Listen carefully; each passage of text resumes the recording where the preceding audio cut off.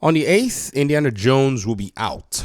Now, there is what I think a pertinent aspect of this conversation that we need to have. If you go ahead and you look at what has gone down in the conversations lately, we can go back to Phil Spencer's comments where he said something along the lines of, there's no world where Starfield can score an 11 out of 10 and people start selling their PlayStations and buying an Xbox.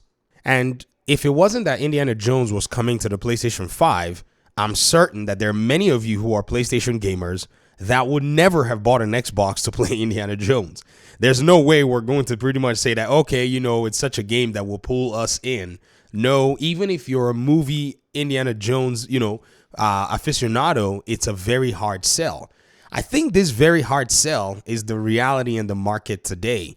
Gamers, according to Phil Spencer, had already built their libraries in the worst generation to lose, the Xbox One generation. I, as a PlayStation player, have majority of my gaming library among the consoles on PlayStation as well. If you open up my PS4, I think I have about 100 and something games. Well, that's because I was playing FIFA and The Division, so I wasn't playing anything else. And so you're going to see majority of my library there. In fact, my Xbox PC Play Anywhere segment is quite the measly nonsense. I mean, literally, look at the crap that's going on here, guys. Isn't this insane? Isn't this shameful, man? The person that y'all call an Xbot, this is all the games I have on Xbox on the PC side.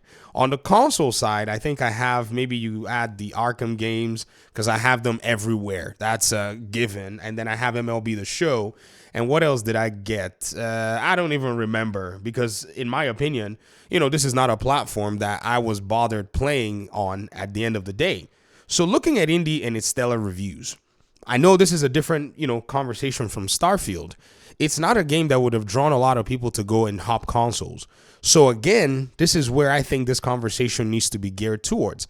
Another thing too is Indy is an expensive game. Indy is not a game that's just going to eat sales and walk away. No.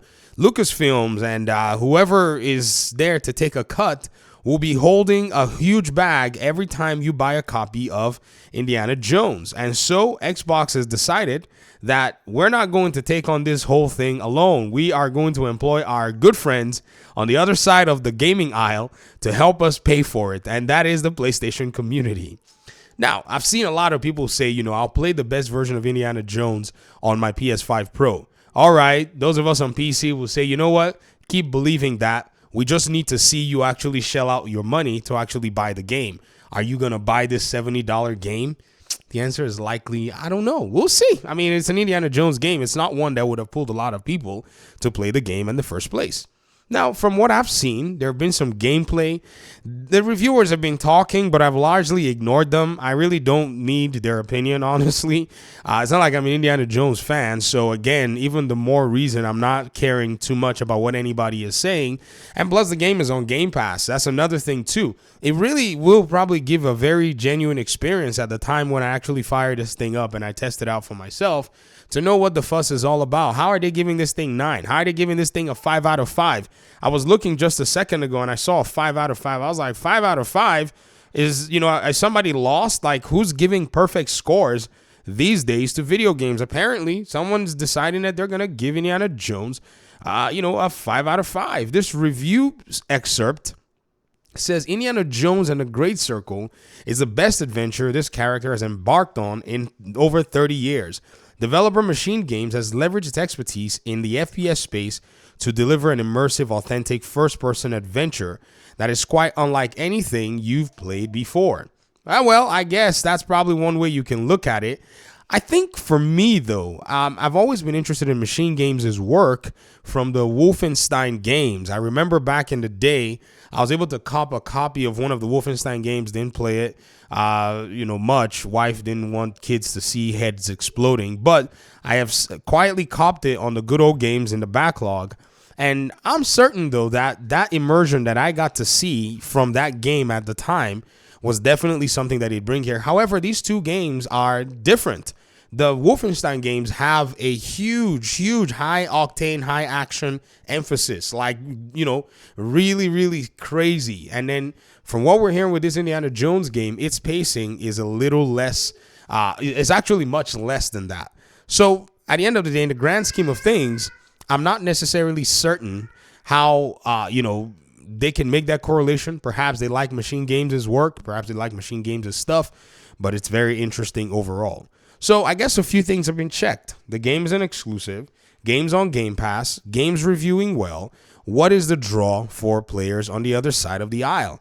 Many of them are just going to sit down and wait. In fact, I got a comment from an audience member that said, yeah, the game feels like a walking simulator to me. This is a PlayStation player audience member. And he said, I'm glad that the game came out and people that like the game are going to enjoy it, but it doesn't seem like the game is for me. I think these sentiments, ladies and gentlemen, are basically being shared all over the place. In fact, those of you on PlayStation, you're going to be experiencing what it feels like to be a PC player, where you just kick back, relax, and games just come to your platform. I mean, this is what we've been suffering on PC all this while. Like our game release, backlog and catalog on PC is insane. Like, the amount of games, have they touched 18K? Oh, we're 17,808 now. That number just continues to grow every single time, and everybody's bringing games to our doorstep. And I'm sure, we've not said anything that is wrong about it. Maybe the PlayStation side is that stupid PlayStation account requirement. But in the case of this Indiana Jones game, we're about to see PlayStation players actually get a hold of it. And, those that have said that they're going to play the best version, it'll be nice to see them actually get to play what they believe to be the best version. Remember, we're going to let them keep thinking that, when the game makes its way to the PlayStation 5 and they can play it on PS5 Pro. And so all of these things, to me, I think really does signal to the gaming industry. There are games everywhere. Those of you on PlayStation, you have enough games to play. This Indiana Jones game is not even something that is exciting to some of you. If anything, it's become a meme on how you're going to play it on your favorite and your best console and get the best console version of it.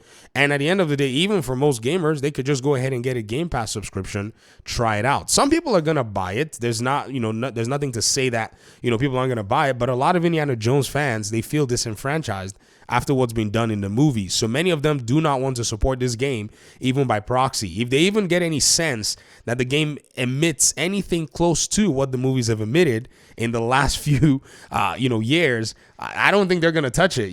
Think about how Star Wars has become. But I don't think this game is going to face the predicament of Star Wars. I think this is going to be different. Star Wars was mixed. It had some other issues that were there at launch, so it's a whole different setup.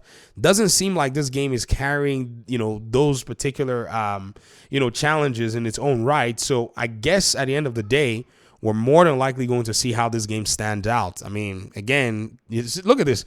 Look at this comment. Exactly. This person said there's no way. Looking at all the trailers and the gameplay, there's just no way. That's what somebody said. I thought that was funny, but people are over here saying, well, you can't believe it. I mean, I myself, I'm kind of shocked. I mean, maybe this is a PlayStation 5 fan, but me, again, I have no dog in this, your console war fighting. I mean, I woke up and found myself in the middle of it, and, I'm mad at PlayStation. I was mad at PlayStation, and I found out this was a thing, and PlayStation fans, were kind of trying to get in my way of me actually trying to hold Sony's feet to the fire. And so, I decided that we would probably try to ensure that we focus on what's necessary. So Xbox seems to be ending out the year with a bang. Hey, who would have thought that in 2024, Xbox would basically be ending the year with a game that reviews well, with a game that they're going to take to PlayStation, which, that's a thing for me, that they take their games everywhere. You guys know this. I mean, I'm all about that. Throw the exclusivity thing out the window, Xbox, and ride it out. Take your games and go compete and see if the market actually likes them, or if the market rejects and spits them out. So I'm looking forward to the release of Indiana Jones and also the release on PlayStation. Let's see how the PlayStation audience actually deals with it. It will be very interesting at the end of the day. Thanks for watching the video. Talk to me in the comment section. Appreciate you guys' time and audience. Hopefully we'll talk pretty soon in another one. Peace out.